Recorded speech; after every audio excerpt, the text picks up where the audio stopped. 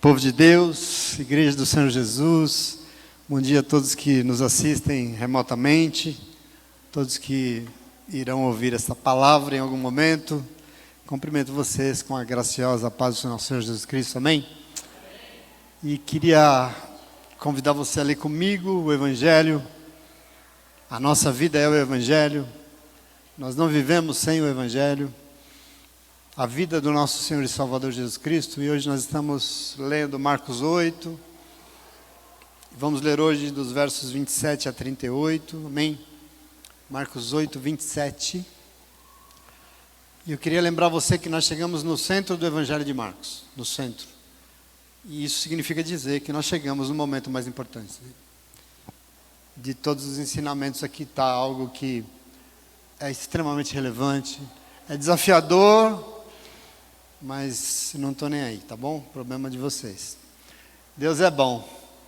Verso 27, você encontrou aí de Marcos 8?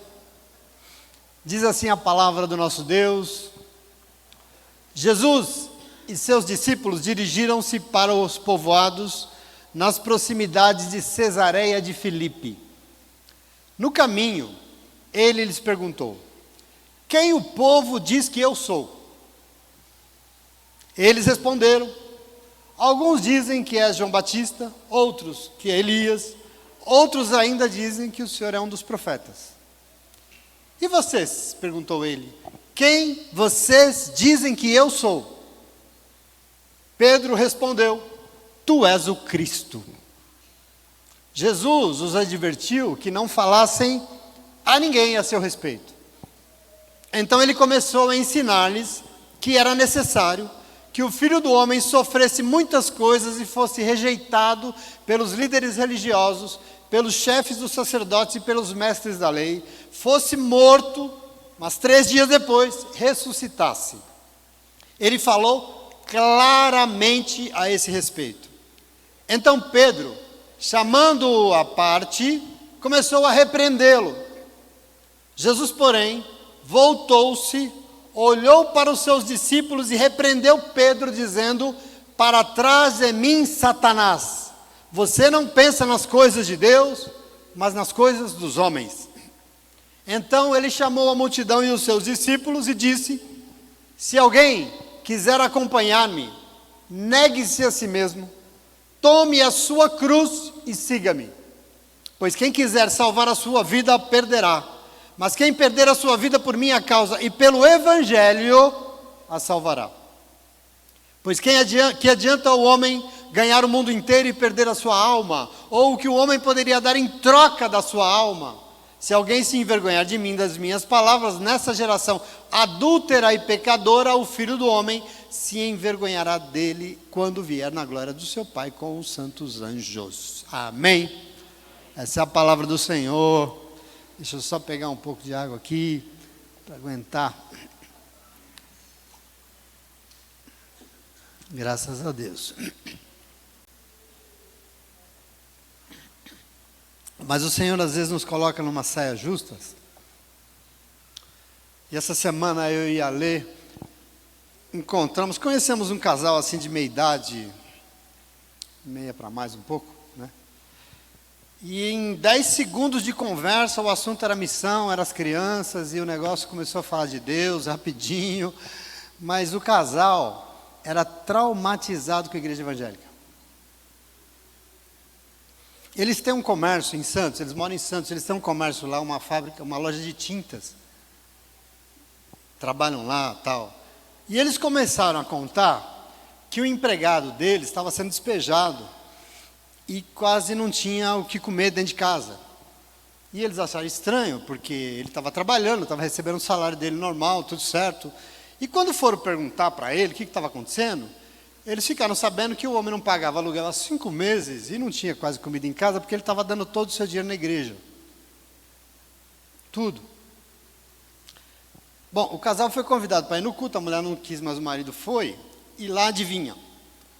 Segundo ele, o pastor começou assim: quem tiver hoje aqui R$1.000, põe na sua mão e levanta assim, porque eu vou abençoar. Eu vou abençoar. Quem der essa oferta, e eu vou abençoar e vai dar 100 vezes mais, porque Jesus prometeu que pode ser 100 vezes, 100 por um, a colheita, e vai receber então 100 mil reais. E lógico, se você é duro e não tem 1.000, quem tiver 500 aí, 200, 100, se você tiver lascado, tiver 50, e 20, e 5, e 2, a verdade é que o pastor, o tal do pastor, conseguiu maratonar o catálogo de produtos da Casa da Moeda, naquele culto, e o homem ainda comentou, ainda bem que lá em cima tem alguém que vê. Ele falou isso para nós, né? Eu e a Lê ali, ouvindo isso. E aí, querido, se isso já escandaliza, piorou. Porque ele falou que ele foi chamado para visitar uma obra num lugar lá em Santos, se chama Morro Santa Teresa. Diz que é um lugar lá que só tem mansões, né? E ele foi convidado para ir lá, para fornecer as tintas da obra e tal. E ele chegou lá e descobriu que era a casa de um pastor que estavam construindo. E ele disse, interessante que todo mundo estava trabalhando ali, marceneiro, não era profissional, eram membros da igreja que estavam ali trabalhando de graça. E aí, tudo porcelanato, tudo mármore. Mas o que ele achou mais estranho é que tinha um espaço assim separado de um lado da casa, na casa, que era um salão de beleza. Cadeira de cabeleireiro, lavatório, era mesa de manicure, secador, espelho, tudo pronto ali. E ele perguntou, por que isso aqui? E aí a pessoa falou o seguinte, sabe o que é? Quando a pessoa começa a congregar na nossa igreja, a gente tira umas fotos dele. Depois ele vem para cá e ele passa por um outro negócio aqui, por uma sessão de beleza, e é cabelo, é maquiagem, é tintura, é unha, é sobrancelha, e depois a gente tira a foto de novo e apresenta lá no culto da igreja. É o antes e o depois de Jesus. A gente ouviu isso, né? Lógico, tudo isso numa mansão de mármore, porque é onde todo crente tem que chegar quando deixa todo o seu dinheiro na igreja. E aí, quando a gente acha que já viu tudo nessa vida, nesse inferno, os caras inventam coisa e parece que piora. E eu tentei, lógico, explicar para o homem que depois da década de 1980, heresias demoníacas invadiram a igreja evangélica, vindo dos Estados Unidos, porque veio muito demônio de lá. Ídolos começaram a ser adorados dentro da igreja evangélica, com essa tal de teologia da prosperidade, agora com a tal teologia do domínio, enfim, isso era diabólico. Eu falei para ele, porque essa igreja aí nega Jesus Cristo, essa igreja aí nega o Evangelho. E aí do lado eu já ouvi a Leni falando, e a gente não pode generalizar, porque ela se empolga, ela não pode ouvir essas coisas. A gente não pode generalizar, o meu marido é pastor, e aí o homem olhou para mim e tal, e tem gente séria por aí, se eu acredite ou não. Bom, se Deus mandou o homem para a gente falar, nós falamos, ué. Mas aí a mulher falou assim, que horas são? Nós vamos perder a janta. E aí a conversa ficou por aí mesmo e a gente saiu do lugar e eles foram jantar em nome de Jesus. Mas querido, veja, isso tudo que a gente viveu e vive, e parece que tem uma coisa, mas todo dia é uma história, né? Eu até brinco com a Ana às vezes. Isso tem reforçado no meu coração um negócio muito forte. Principalmente depois da década de 1980 para cá. Nós vivemos uma profunda crise de identidade dentro da igreja evangélica. Identidade. E aqui eu quero chamar a tua atenção, porque você sabe que identidade é um conjunto de características que diferenciam, que distingue a pessoa por meio das quais é possível dizer quem ela é. Identidade é alguma coisa que nos individualiza, é uma coisa que nos diferencia, a nossa identidade. Identidade é aquilo que diz quem você é. Percebe isso? Não é só a sua carteirinha. Identidade é aquilo que você é. Na sociologia a gente chama isso de subjetividade, né? Mas veja, eu não sei se é porque esse mundo anda tão fake, que o que é apresentado são imagens que não é verdade, que na verdade é fictício. Talvez por isso hoje em dia a formação de identidade está meio deturpado assim. A gente está meio perdido nesse negócio. O ambiente das redes sociais não se pauta pela coerência entre aquilo que o indivíduo diz que ele é, da verdade sobre o que ele é. E assim, presta atenção, se torna um lugar ideal para representar identidades fakes, né? Qual que é a nossa identidade? O que nós somos? Aquilo que nós somos, aquilo que nós expomos nas redes?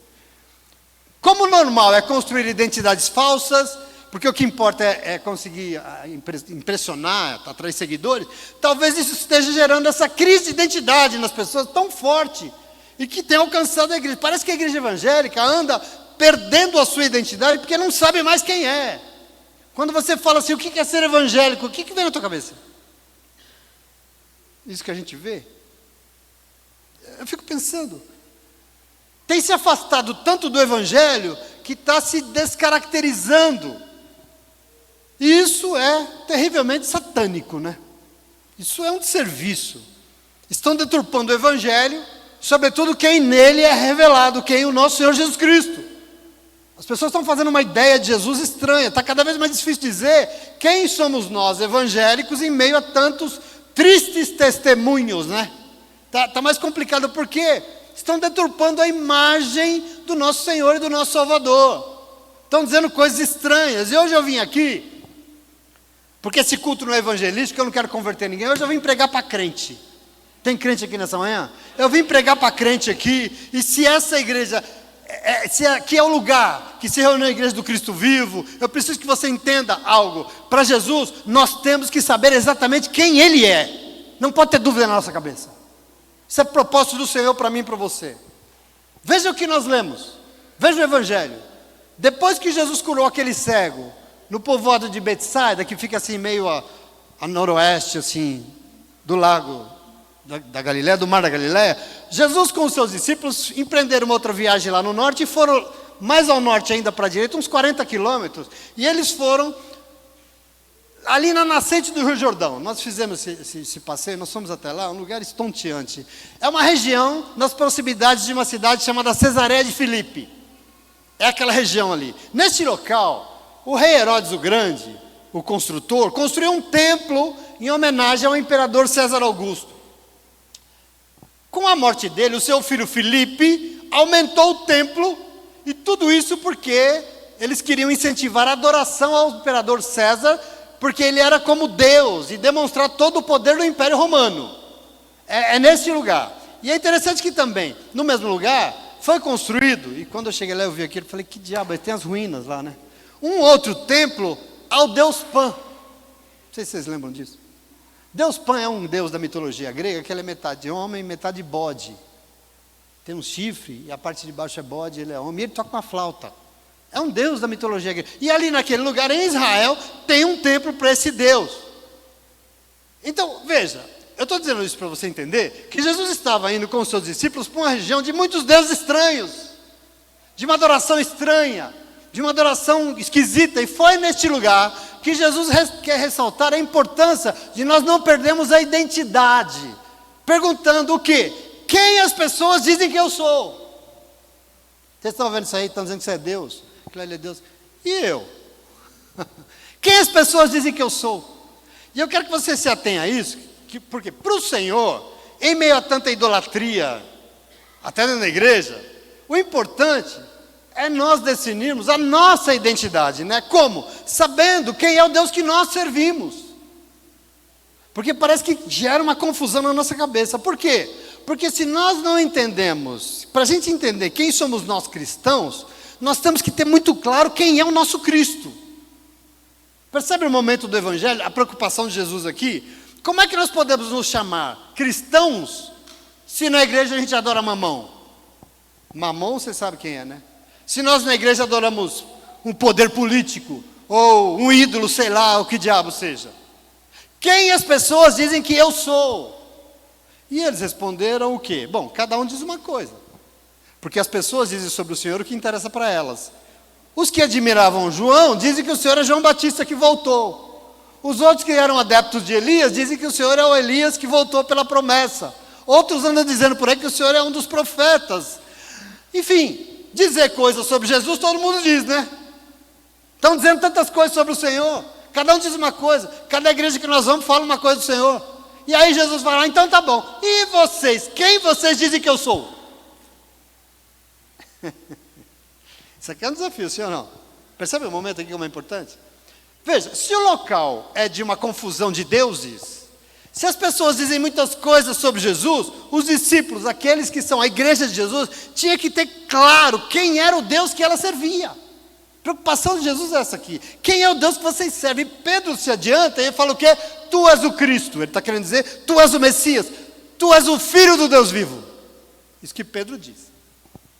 Qual é a questão aqui que Jesus está enfrentando e nós temos que entender? Ele está querendo saber se os discípulos tinham consciência sobre a identidade do seu Senhor. Se eles realmente sabiam, porque senão, eles mesmo que eram a igreja, estariam em crise com sua própria identidade, entende isso? Seguindo deuses estranhos. Se nós não sabemos quem é o nosso Senhor, nós não temos como saber quem somos nós, nem o que nós estamos fazendo aqui. É claro isso para vocês? Está compreendendo isso? Quero ser um pouco didático com isso. Para o Senhor, os seus seguidores, então, tem que ter muito claro a quem estão seguindo. E o Evangelho aqui diz que Jesus teve que explicar claramente quem ele é. Porque se ele tem que explicar, porque não está claro. Claramente quem ele é. Porque quando o assunto é religião, é muito comum as pessoas deturparem a identidade de Jesus Cristo para construir a respeito dele uma imagem que serve mais aos seus próprios interesses. Entende o que acontece com as religiões? Aqui tem um problema. Aparentemente o conhecimento do Cristo aqui era assim, sei lá, meio raso, meio superficial, talvez incerto. Os palpites falam, uns dizem que é João Batista, outros Elias, ainda um dos profetas. E vocês, os meus discípulos, vocês que são a minha igreja, quem vocês dizem que eu sou? Qual é a imagem que vocês têm de mim? Diz o Senhor. E aí, meu irmão, minha irmã, presta atenção. A maneira como você responde a essa pergunta determina a tua eternidade. A maneira como você responde essa pergunta determina a tua identidade. A forma como você responde a essa pergunta determina o teu propósito de vida. A maneira como você responde a isso, essa pergunta responde e revela como você toma as suas decisões, o que realmente é importante para você, como você investe o seu dinheiro, por que você faz ou você não faz determinadas coisas. É essa a resposta. A maneira como você responde a pergunta, quem é Jesus, determina qual é a autoridade que você está submetendo. Você não pode descobrir quem você é, até que você descubra quem Ele é, quem é Jesus. E essa é a pergunta que o Senhor confrontou os seus discípulos e confronta a igreja dele nesta manhã. Essa é a pergunta boa, que esvazia qualquer igreja por aí, porque não interessa para ninguém, mas quem pergunta é Jesus Cristo, sim ou não? A resposta de Pedro aqui parece que resolveu tudo, porque Pedro já falou, não, tu és o Cristo. Mas veja, por causa dessa resposta correta, Jesus começou a descrever com toda clareza o que o Cristo faria a partir daquele momento. Por quê? Porque a partir dali, eles iam empreender uma viagem, no Evangelho vai começar agora, a segunda parte do Evangelho. Eles vão empreender uma viagem grande, longa, em direção a Jerusalém. E lá, você sabe, ele passaria pela cruz. Entende o momento aqui? A partir daqui vai começar a segunda parte do Evangelho, onde Jesus viaja para Jerusalém, e lá o que espera ele é a cruz. Então ele começa a ensinar o que era necessário acontecer, que o Filho do Homem sofresse muitas coisas, que o Cristo fosse rejeitado pelos líderes religiosos, pelos chefes dos sacerdotes, pelos mestres da lei, que o Cristo fosse morto e 3 dias depois ele ressuscitaria. É o que Jesus disse. Se os discípulos então entenderam quem ele é, o Cristo, eles precisavam ter mais claro, acima de tudo, o que ele vier a fazer. O que ele vier a fazer? Morrer em nosso favor. Está claro aqui? Aí, depois que Jesus disse isso, tal do Pedro, chamou Jesus à parte, ou seja, chamou Jesus para longe dos outros, em particular, e começou a repreendê-lo. Jesus, é o seguinte, não fica bem o senhor falar isso. Presta atenção, o Messias não é isso aí que o senhor está falando, o senhor não entendeu, o senhor não leu direito a Bíblia. O Messias não é assim, ele virá, mas para nos salvar dos nossos inimigos, não é para morrer não. Como assim morrer, está louco? Ele vai nos salvar, o Cristo virá, para nos livrar dessa praga dos nossos dominadores pagãos aí. E veja, Pedro disse isso, por quê? Porque entre os judeus, a ideia corrente era de um Messias, filho de Davi, glorioso, poderoso, que ia governar Israel na frente do exército, com uma mão forte, como Davi fez, e vai fazer o país ser vitorioso de novo. Eles querem isso até hoje. Acontece que esse era o Cristo segundo o desejo e o interesse das pessoas, mas não de Deus. Aqui tem um conflito. E por isso Jesus voltou-se, porque eles estão caminhando, voltou-se, olhou para os seus discípulos todos e repreendeu Pedro, dizendo: afaste-se de mim, para trás de mim, Satanás. Porque você não pensa nas coisas de Deus, você está pensando nas coisas, nos interesses dos homens. Percebe isso? E aqui nós temos que aprender, porque Pedro nos ensina aqui que uma compreensão indevida sobre a identidade de Jesus é um problema enorme, é um problema gravíssimo, porque ele reconhece que Jesus é o Cristo, ele não tem dúvida sobre isso, ele é o Messias, ele é o Filho do Deus Altíssimo, mas ao mesmo tempo, Jesus diz que a forma como Pedro entendia o Cristo, a deturpação do que significa Cristo de verdade é algo satânico. Para trás, se afasta de mim, Satanás. Quer dizer, ele sabia que ele era o Cristo, mas a expectativa estava errada. Aliás, não é de hoje, mas o que mais tem é a igreja cheia de gente que segue a Cristo com uma expectativa errada. O que nós vamos buscar diante do Senhor? Aliás, não é de hoje, a igreja está cheia de pessoas que seguem a pessoa errada.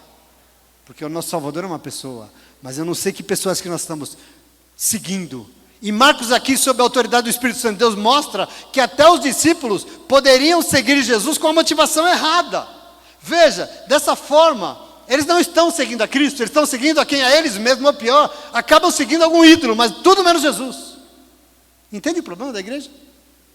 Por isso, para o Senhor, a questão posta aqui é que cada um de nós temos que responder essa pergunta: quem é Jesus para mim? Quem é Jesus na minha vida? E veja, não basta uma resposta correta, não basta ter uma resposta pronta, não ter uma resposta adequada. Não, ele é o Senhor, ele é o meu Salvador. Não adianta. Pedro respondeu corretamente, mas foi em seguida chamado de Satanás. Percebe o problema? Não adianta dizer que sabe quem ele é, porque precisa percorrer os caminhos que ele percorre. Não precisa dizer ele é Deus, ele é o Senhor, se não caminha nos passos dele. Então depende de como nós mesmos aceitamos o Cristo, é isso que depende, porque o problema é que as pessoas costumam aceitar o Cristo somente aquilo nele que lhes convém. A gente aceita em Cristo aquilo que combina com o que a gente deseja. Agora eu quero dizer para você, o difícil é aceitar um Cristo que seja diferente das nossas expectativas, porque ao invés de dizer amém para nós, nos confronta. Isso é mais difícil, sim ou não? E a gente procura moldar a Cristo para que ele seja mais palatável, para que ele seja mais docinho, mais água com açúcar. Igreja é isso. E nós não podemos cair nessa armadilha, sim ou não? Então, em meio a uma crise de identidade, nós assistimos as pessoas fazendo uma imagem de Cristo à sua própria semelhança, quando deveria ser o contrário. Percebe o problema? Então, meu irmão, minha irmã, presta atenção. Cristo não é o que a gente acha que ele deveria ser. Ele é o que ele é. E o que ele é está revelado no Evangelho. Me desculpa a dureza disso. Mas o que Cristo é o que ele é. E isso está na palavra de Deus, não está no que nós precisamos dele.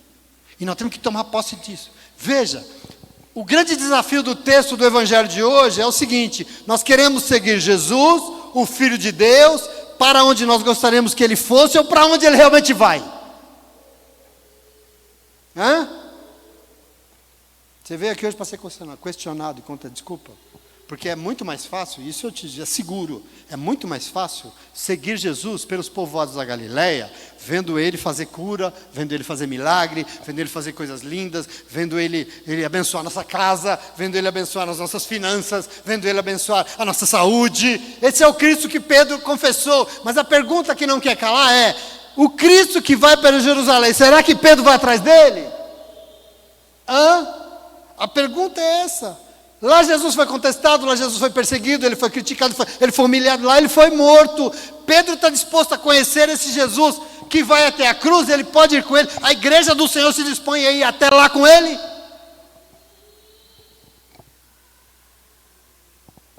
Esse é um daqueles momentos das Escrituras que esvazia a igreja porque nos questionam demais, sim ou não? Nos perguntam o que nós estamos fazendo aqui.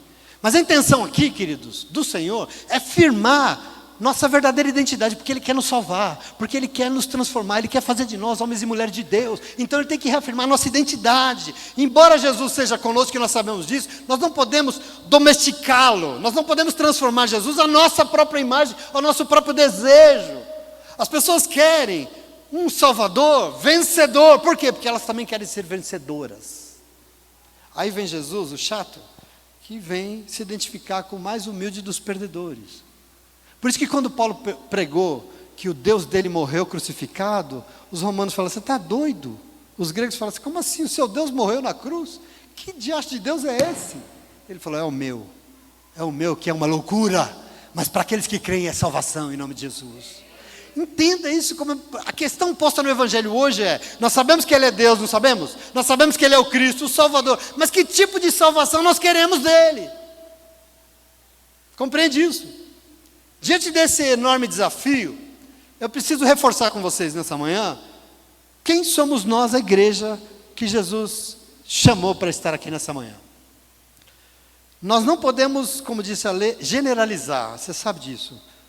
A Bíblia diz que, graças a Deus, nem todo mundo se dobrou, nem todos os profetas se dobraram a Baal, graças a Deus, nem todos os profetas se renderam a Mamon, graças a Deus. E por isso nós precisamos reafirmar a nossa identidade.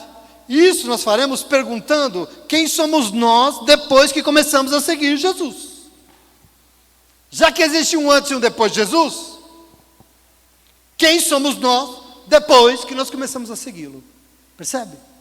E eu vou aqui dizer, é o centro da vida de um cristão, de uma cristã, duas coisas que são similares, mas são duas, porque Jesus disse que são duas, para responder essa pergunta.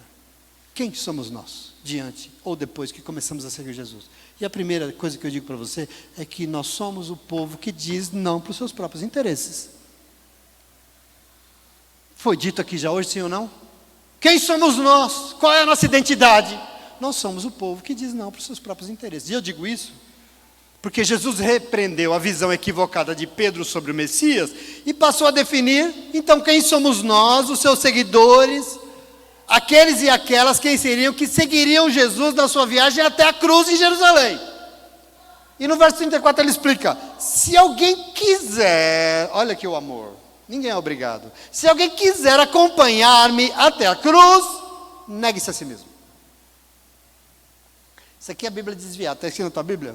Que diacho é isso, Jesus? Como assim? Deixa eu rasgar essa página mais fácil. Se alguém quiser ir comigo até a cruz, negue-se a si mesmo. Queridos, queridas, isso é fundamental aqui.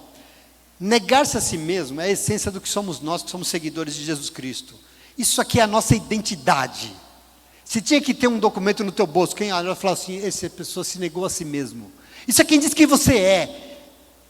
Porque a grande questão é que o mundo afirma e reafirma a si mesmo. E quando ele reafirma a si mesmo, ele nega Jesus. Você entende o caminho do mundo? Quando a gente bate no peito para afirmar quem somos nós, e da nossa forma, e do nosso jeito, do nosso querer, nós estamos negando a Jesus. É impossível assumirmos a nossa identidade como filhos e filhas de Deus, a nossa identidade como servos e servos de Jesus Cristo, se nós não negarmos a nós mesmos e os nossos próprios interesses. Negar a si mesmo aqui é necessário para aceitar e firmar Jesus e o reino de Deus. O reino, se a gente não faz isso, se a gente não firma ele, o governo e o reino vai continuar sendo nosso.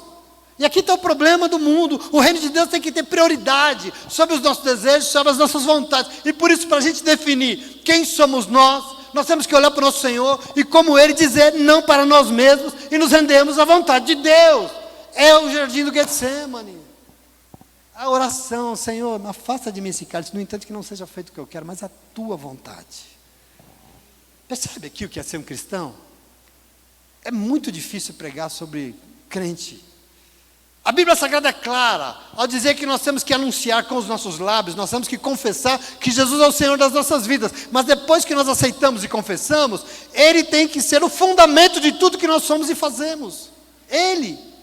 Negamos a nós mesmos para que Cristo viva em nós e viva através de nós.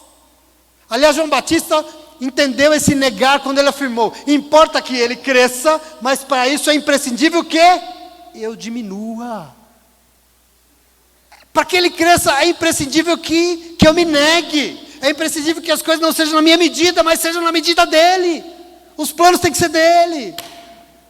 Tem crente aqui nessa manhã? Palavra de Deus para você. É difícil de ouvir?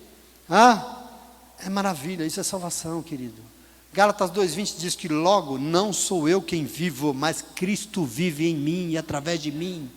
Na mesma medida, Paulo falou, Filipenses capítulo 3, verso 4, ele afirmou que por amor de Cristo, eu perdi todas as coisas, e tudo que eu perdi eu considero como refúgio, esterco, porque eu quero conseguir a Cristo cada vez mais.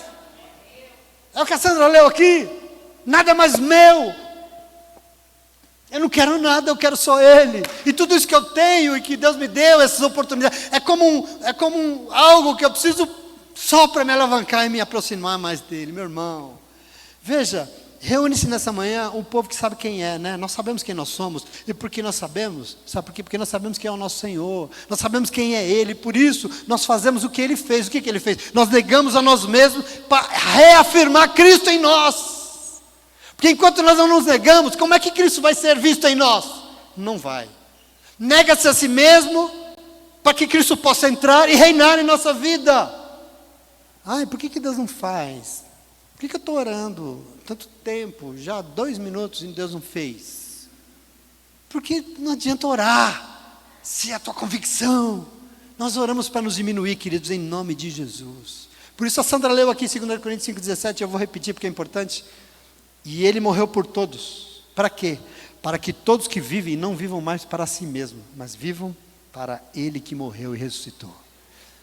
Percebe a diferença disso? O tamanho, a grandiosidade disso, que é a nossa identidade, é quem nós somos em nome de Jesus. Portanto, diante dessa crise de identidade evangélica, eu reafirmo junto com você hoje, o povo de Deus, que nós sabemos quem nós somos. Porque nós conhecemos o nosso Senhor de verdade. Ele não é isso que anda dizendo por aí, não. Nós somos o povo que nega a si mesmo e que não faz as coisas pelo seu próprio interesse, mas faz tudo o que Cristo espera e considera tudo como razão para alcançar a Cristo em nome de Jesus. Amém? No mesmo Evangelho de Marcos, no capítulo 14, diz que teve um momento lá de arroubo que Pedro mesmo e todos os outros discípulos reafirmaram, prometeram fidelidade. Ele falou, olha, mesmo que eu tenha que morrer contigo, eu vou morrer, eu não te negarei. E todo mundo falou, isso aí Jesus, nós também vamos morrer, nós não vamos te negar. Primeiro periguinho que apareceu, Pedro começou e negou o Senhor. Mas ele negou o Senhor para salvar a sua própria vida. A questão aqui é, ou negamos a nós mesmos e afirmamos Cristo, ou nós vamos negar Cristo e o Evangelho, e muitas vezes para preservar o que as pessoas chamam de vida, meu irmão. Mas uma vida que nega Jesus, perde o seu sentido, não sei se vale a pena ser preservada. É o contrário do que Pedro fez. Por isso nós reafirmamos quem somos nessa manhã, dizemos que nós somos os que dizem não para nós mesmos, porque nós queremos dizer sim para Jesus, e acima de tudo, em nome de Jesus, amém? Mas a segunda coisa, que é o antes e o depois, quem somos nós depois que nós começamos a seguir o Senhor. E eu queria dizer para você em segundo lugar e último, nós somos o povo que aceita morrer para si mesmo, para renascer tendo Jesus como o Senhor da sua vida. Nós somos o povo, quem somos nós? Nós somos o povo que aceita morrer para si mesmo e renasce para a glória de Deus, renasce porque o Senhor se torna o Senhor da sua vida, Jesus.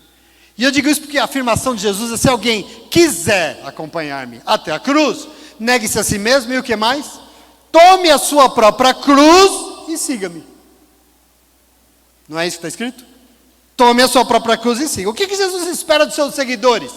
Que eles tenham Ele como exemplo, não é? Que eles façam o mesmo. Aliás, tem um escritor estadunidense, até aqui uma coisa boa, que veio de lá, olha que coisa, que ele diz certa vez, o tal de Bill Lawrence, que quem segue o mesmo caminho de um homem carregando uma cruz nas costas, só pode ter uma expectativa na vida, o quê? Morrer. Quem segue alguém carregando uma cruz, só tem uma expectativa, qual? Morrer.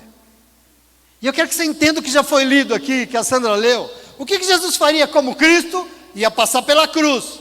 Ele morreria por nós, sim ou não? Esse é o momento do Evangelho. Para Jesus o segredo da vida está na morte. A Sandra leu aqui, você entendeu? Paulo falando. Vou repetir. Para Jesus, o segredo de viver está na morte. Entenda isso. Não adianta dizer que é cristão, se não estiver disposto a morrer para si mesmo, para ressuscitar por amor a Ele, para viver governado por Ele. É uma vida diferente. É uma nova história. É um testemunho diferente. Nós temos que estar dispostos a morrer, assim como Ele morreu. Aqui está a lógica, nós devemos estar dispostos a tomar a nossa própria cruz, porque rejeitar a cruz é rejeitar o caminho que conduz à salvação. E aqui tem um problema enorme. O caminho para a vida eterna, meu irmão, o caminho para a glória, minha irmã, passa pela cruz e não tem outro. Não tem outra forma, não tem atalho não. Se alguém não estiver disposto a morrer, como Jesus esteve, se alguém não tomar sua própria cruz, não entrará na glória eterna. Esse é o problema de Jesus. Essa é a grande lição. O caminho para a glória passa pela cruz. E cruz é o que nós temos que tomar. A cruz não foi para Jesus um destino de Deus, não. Ela foi uma escolha. Ele decidiu passar por ela. Ele poderia dizer não. E eu fico pensando, se ele dissesse não para a cruz, aonde estaremos nós hoje? Onde nós estaríamos? Mas ele não disse não, querido, em nome de Jesus. Como ele não obriga ninguém, então qual que é a questão amorosa dele? Se alguém quiser, você ainda quer me seguir? A pergunta é essa, você ainda quer me seguir? Se sim, significa que você também deve escolher tomar a sua própria cruz e me seguir. Aqui está uma escolha, e eu quero que você entenda, com isso, o quanto esse ensino, dessa teologia maligna da prosperidade, e mais recentemente esse negócio de teologia do domínio, que no fundo é a mesma heresia, é uma heresia isso, é uma heresia diabólica piorada. Por quê? Porque tem como ideia central a autorrealização humana. Tem algo que você precisa correr. A autorrealização é a autorrealização da vontade humana. Aqui tem uma armadilha horrorosa, porque isso significa a negação do reino de Deus. Reafirmar a autorrealização humana é negar a vontade, a realização de Deus. Eu quero que você entenda. Nessa manhã, Jesus vem dizer, não é isso, não. Seguir-me significa autonegação de si, não autorrealização. Nós estamos buscando outra coisa. Nós estamos na igreja buscando o quê? Significa morrer para nós mesmos e renascer para Ele, porque depois que a gente renasce, nada é mais nosso, nem a nossa vida nos pertence mais, nada é nosso, tudo é dele, porque assim nós vamos encontrar a nossa verdadeira identidade como servos de Deus, assim o nosso verdadeiro eu estará no reino de Deus, entende isso? Aqui está o que diz que somos nós, eu e você, cristãos e cristãs de verdade. No Evangelho de João capítulo 12, a partir do verso 24, Jesus diz algo estranho, precioso sobre isso. Porque ele diz, se o grão de trigo caindo na terra não morrer, ele vai ficar só. Ele vai secar lá e vai ficar só. Mas se ele morrer, ele vai produzir muitas sementes. E ele continua no verso 25 dizendo assim, então quem ama a sua vida vai perder. Mas quem odeia a sua vida neste mundo aqui, guarda ela para a vida eterna. E por isso no verso 35 do nosso texto ele diz de novo, quem quiser salvar a sua vida, ou seja, quem não aceitar morrer para si mesmo, vai perder a sua vida. Mas quem aceitar perdê-la por causa de mim e do Evangelho, esse vai salvar a sua vida de verdade em nome de Jesus. Então veja, isso diz respeito a nós, a como nós vivemos, a quem somos nós, a como nós tomamos as nossas decisões, o que é que tem nos preenchido, o que isso nos ensina? Que para nós vivermos plenamente, não só hoje, mas eternamente, nós precisamos dizer não para os nossos interesses. Eu preciso que você entenda, nós precisamos morrer para nós mesmos, porque assim nós vamos ter Ele reinando e governando todas as coisas, e assim nós vamos entender o que é viver de verdade, em nome de Jesus. Assim nós vamos entender o que é ser um cristão e uma cristã de verdade, em nome de Jesus, amém? Portanto, eu já encerrando, digo para você andam dizendo por aí, que o depois de Jesus é uma maquiagem que sai no primeiro banho que você toma? Tem problema aqui? O depois de Jesus é uma maquiagem que você toma banho, é uma chapinha, ai que lindo, toma banho e acabou a chapinha, né? O cabelo espicha de novo. Se estão dizendo que é isso aí, eu quero dizer para você, não, para nós não. Você veio aqui hoje para entender que depois de Jesus o que aconteceu foi uma transformação muito mais profunda, aqui dentro, não é só por fora, foi na sua identidade. Depois que Jesus te encontrou, mudou aquilo que você é a essência da nossa vida, é aquilo que nós somos, e para isso, nós precisamos entender quem Ele é. Por isso a pergunta dele foi tão preciosa, quem vocês dizem que eu sou? Porque se você entender quem eu sou e o que eu vim aqui fazer, você vai realmente se reafirmar, e é por isso que nós viemos aqui hoje para dizer para Ele, Senhor, Tu és o Senhor das nossas vidas, e por isso nós que somos o Teu povo, sabemos e reafirmamos a nossa identidade, porque nós somos o povo que diz não para os nossos próprios interesses. É isso que somos nós. Nós somos o povo que aceita morrer para si mesmo, para renascer, tendo Jesus como o Senhor absoluto da sua vida. Isso é identidade, isso somos nós, é isso que nós somos, amém? Isso que eu ando fazendo com o nome do nosso Senhor aí, é uma coisa que a Bíblia chama de anátema. Isso aí é diabólico. Se Satanás está querendo dizer que nós somos uma coisa, outra aí, querido, eu quero dizer, isso vai cair por terra em nome de Jesus, porque você não é não. Porque nós não somos não. Nós somos povo de Deus, nós somos servos e servas de Deus. Porque depois que Jesus veio, eu e você somos a igreja do Cristo vivo. E disso nós não vamos abrir mão, amém? Desse princípio nós não vamos abrir mão jamais, em nome de Jesus.